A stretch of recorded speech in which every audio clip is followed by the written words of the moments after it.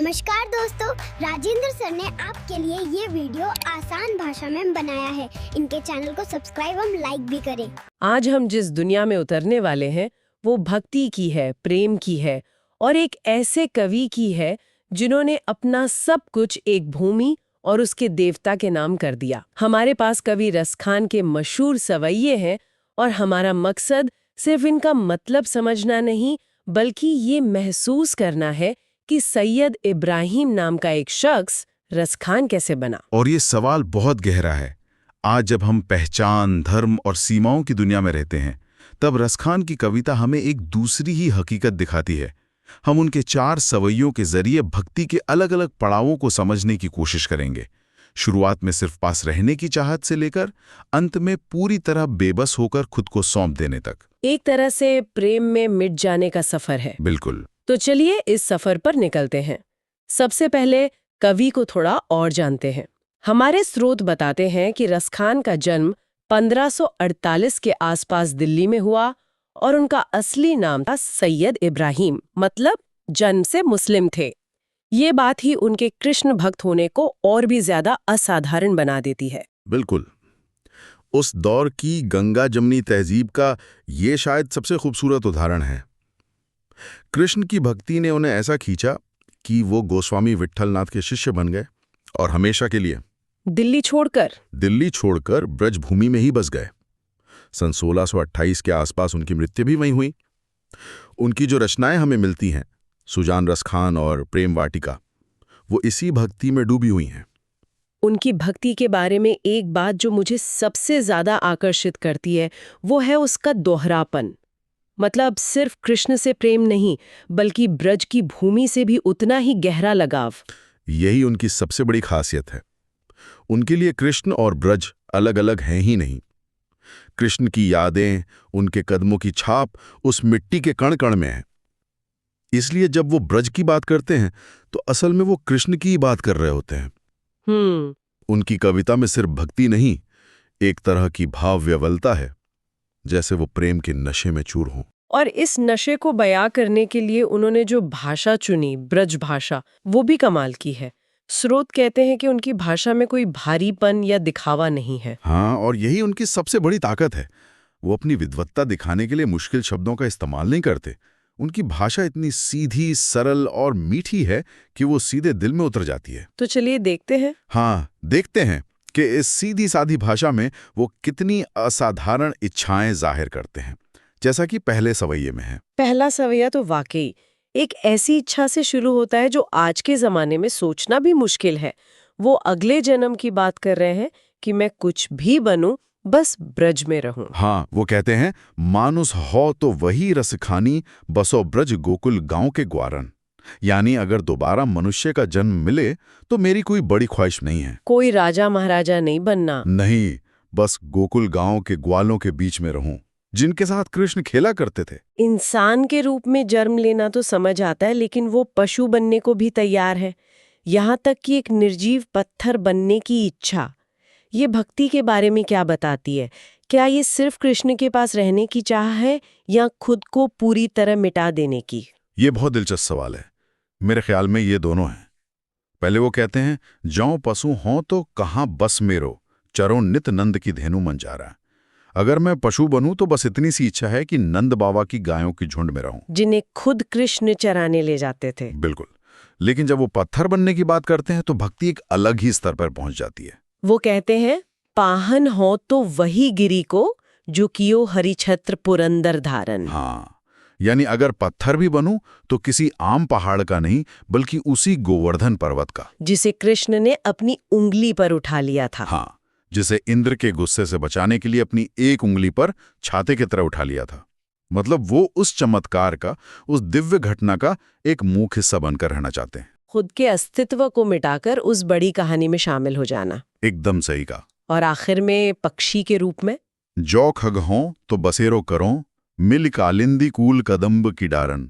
अगर पक्षी बनूं तो यमुना नदी यानी कालिंदी के किनारे उस कदम्ब के पेड़ की डाल पर मेरा घोंसला हो, जिसके नीचे बैठकर कृष्ण मुरली बजाते थे। तो देखिए, हर रूप में इंसान, पशु, पत्थर, पक्षी, लक्ष्य सिर्फ एक है, किसी भी तरह कृष्ण के आसपास रहना, उनकी दुनिया का हिस्सा बन जाना। तो पहले पड़ाव में भक्ति का मतलब है कुर्बत यानी प्रॉक्सिमिटी, बस किसी तरह पास रहना। अगर पास रहने की इच्छा इतनी तीव्र है तो इंसान इसके लिए क्या-क्या छोड़ सकता है? मुझे लगता है दूसरा सवैया हमें इसी सवाल का जवाब देता है। त्याग की एक मिसाल। हाँ, यहाँ भक्ति की कीमत दुनिया की हर दौलत से ज्यादा बताई गई है। सवैये की पहली ही पंक्ति दिल दहला देती है।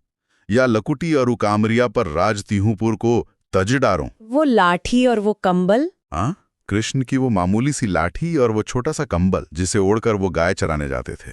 रसखान कहते हैं कि उसके लिए मैं तीनों लोकों, आकाश, पाताल और धरती का राज भी छोड़ने को तैयार हूं। सोचिए, एक तरफ तीनों लोकों की सत्ता और दूसरी तरफ एक लाठी और कंबल। रसखान के लिए उस लाठी कंबल की कीमत ज्यादा है क्योंकि उसे कृष्ण ने छुआ था। ये एक अलग ही वैल्यू सिस्टम है। ये भौतिक दुनिया के सारे नियमों को पलट देता है। और ये सिर्फ राजपाट तक सीमित नहीं है। नहीं, आगे वो कहते हैं, आठौ सिद्धि नवो निधि के सुख नंद की गाय चराए बिसारो। यहाँ बात और भी गहरी हो जाती है। वो कहते हैं कि नंद की गायों को चराने का जो सुख है, उसके लिए मैं 8 सिद्धियों और 9 निधियों का सुख भी भुला दूंगा। हमें यहाँ श्रोताओं के लिए ये साफ करना चाहिए कि ये 8 सिद्धियां और 9 निधियां क्या हैं। ये कोई मामूली चीजें नहीं है। बिल्कुल नहीं। हमारे स्रोतों के मुताबिक 8 सिद्धियां योग की वो अलौकिक शक्तियां हैं, जैसे अपना आकार बदल लेना। हाँ, अनिमा, महिमा या हवा में गायब हो जाना। और 9 निधियां धन के देवता कुबेर के वो खजाने हैं जिनसे दुनिया की कोई भी दौलत हासिल की जा सकती है। मतलब दुनिया की सारी जादुई शक्तियां और बेशुमार दौलत भी उन्हें गाय चराने के सीधे साधे सुख के सामने फीकी लगती है। और अंत में जो वो कहते हैं वो तो कल्पना से भी परे है। कोटिक एकलधौत के धाम करील के कुंजन ऊपर वारों। कलधौत के धाम यानी सोने चांदी के महल। हाँ, वो कहते हैं कि मैं ऐसे करोड़ों महल ब्रज की उन कंटीली झाड़ियों, उन करील के कुंजों पर न्यौछावर कर दूं जहां कृष्ण घूमा करते थे। उन झाड़ियों की धूल की कीमत भी करोड़ों महलों से ज्यादा है। तो पहले भक्ति थी पास रहने की, अब भक्ति है सब कुछ त्याग देने की। प्रेम में जब इंसान इतना कुछ त्याग देता है तो अगला कदम क्या होता है? शायद वो खुद प्रेमी नहीं बल्कि प्रिय ही बन जाना चाहता है। मुझे लगता है तीसरा सवैया हमें इसी अवस्था में ले जाता है। एकदम सही। यहां नजरिया बदलता है। अब बात रसखान की नहीं बल्कि गोपियों की हो रही है। एक गोपी अपनी सखी से कह रही है कि मैं कृष्ण का रूप धारण करूंगी। ये प्रेम में अपनी पहचान खोकर दूसरे की पहचान ओढ़ लेने की कोशिश है। हाँ, और वो इसकी पूरी तैयारी करती है। वो कहती है, मोर पखा सिर ऊपर राखी हूं, गुंज की माल गले पहराऊंगी। मैं कृष्ण की तरह ही सिर पर मोर का पंख लगाऊंगी, गले में गुंज की माला पहनूंगी।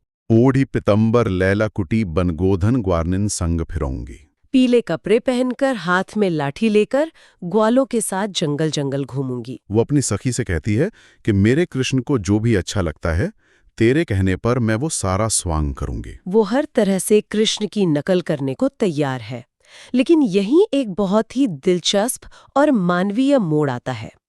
एक चीज है जिसे वो अपनाने से साफ इनकार कर देती है। और इसी एक पंक्ति में इस पूरे सवैये का सार छिपा है। वो कहती हैं, या मुरली मुरलीधर की अधरान धरी अधरान अधराऊंगी। यानी उस मुरली को जिसे मुरलीधर कृष्ण ने अपने होठों पर रखा है, मैं उसे अपने होठों से कभी नहीं लगाऊंगी। लेकिन क्यों? अगर वो कृष्ण का हर स्वांग करने को तैयार है तो मुरली से परहेज क्यों? क्योंकि वो मुरली से चलती है, वो उसे अपनी सौतन मानती है। अच्छा, यह प्रेम में ईर्ष्या का, सौतिया डाहा का बहुत ही खूबसूरत चित्रण है। गोपियों को लगता है कि कृष्ण सबसे ज्यादा प्रेम अपनी मुरली से करते हैं। वही तो है जो हमेशा उनके होठों से लगी रहती है। तो वो कृष्ण का सब कुछ अपना सकती है पर अपनी सौतन को नहीं। हाँ, अपनी सौतन को अपने होठों से लगाकर वो सम्मान नहीं दे सकती। पर क्या भक्ति के रास्ते पर ईर्ष्या जैसी भावना एक बाधा नहीं है? या रसखान यहाँ ये दिखा रहे हैं कि ये मानवीय भावनाएं भी भक्ति का ही एक अंग है? मेरे विचार में रसखान यही दिखा रहे हैं, भक्ति कोई रोबोटिक प्रक्रिया नहीं है। ये इंसानी जज्बातों से भरी है। प्रेम है तो अधिकार की भावना भी होगी, थोड़ी ईर्ष्या भी होगी। भक्ति काल के कवियों ने ईश्वर को इतना मानवीय बना दिया कि आप उनसे लड़ सकते हैं, शिकायत कर सकते हैं, रूठ सकते हैं। ये ईर्ष्या उस प्रेम की गहराई को और बढ़ा देती है। ये बहुत ही दिलचस्प नजरिया है।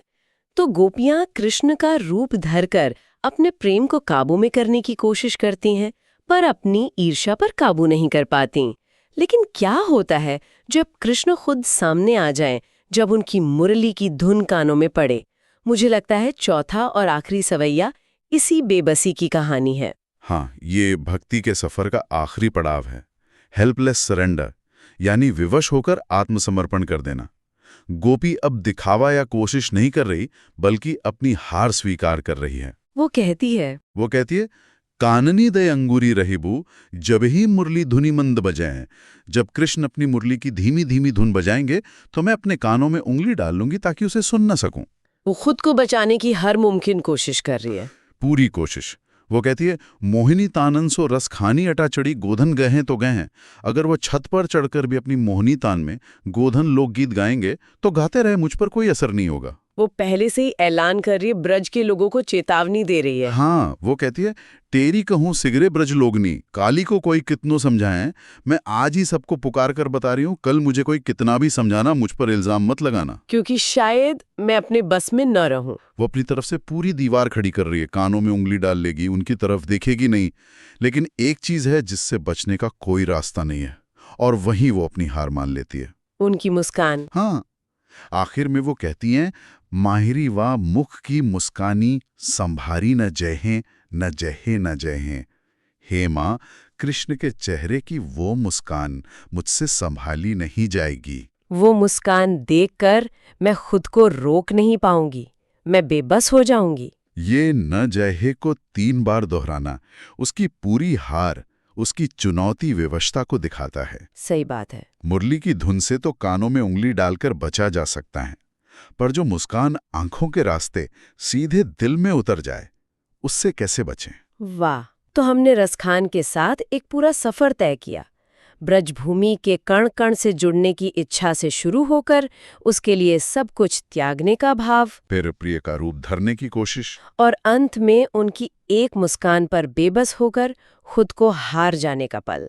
ये सिर्फ कविता नहीं, भक्ति की पूरी मनोविज्ञान है। बिल्कुल। और ये सब कहने वाले सैयद इब्राहिम रसखान थे।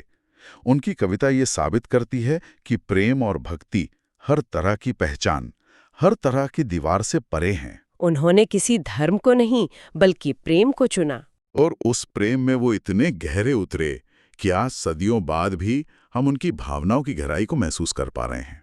रसखान की ये भक्ति एक बहुत गहरा सवाल छोड़ जाती है, खासकर आज के दौर के लिए। किसी जगह, किसी भूमि के प्रति इतना गहरा लगाव, इतनी गहरी पहचान की भावना, आज के समय में इसके क्या मायने हैं? ये सोचने पर मजबूर करता है। आज जब दुनिया सिमट रही है और लोग अपनी जड़ों से दूर हो रहे हैं, तब क्या कोई जगह किसी के लिए इतनी पवित्र या जरूरी हो सकती है कि वो उसके एक पत्थर या एक झाड़ी के लिए करोड़ों महल छोड़ने को तैयार हो जाए?